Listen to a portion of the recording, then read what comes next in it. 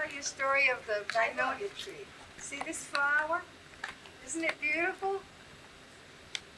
Well, you know about how I used to talk about the jasmine all the time, talk about the jasmine flower and the scent of the flower.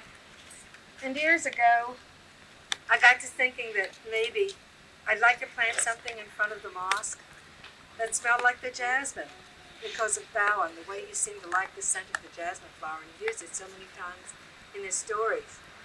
But I couldn't think of anything. And then finally one day I thought, when I was a little girl, there was a tree in the backyard and I used to play under it.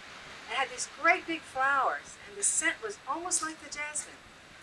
And I thought, that tree would be beautiful in front of the mosque. So I started looking for that tree. And then I spoke to some people about it and they said to me, oh, that tree will not grow in the north. It won't grow in this part of the country at all. And I felt really bad and I thought, well, I'll have to look for something else. But then one day I was out in Marion and I was riding around and I almost wrecked my car.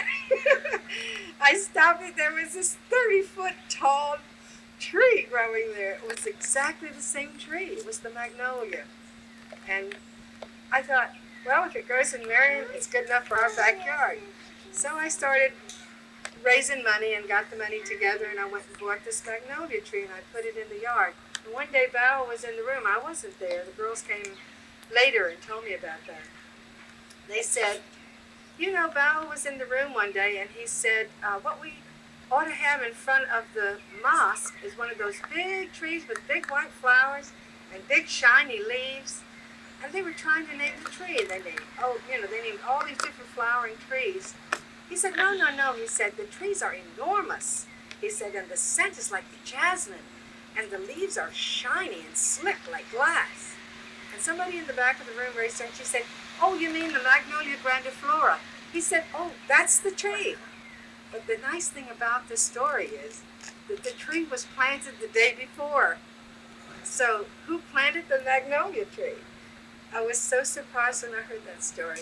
But it just touched my heart because I realized that no matter where you are, he's there.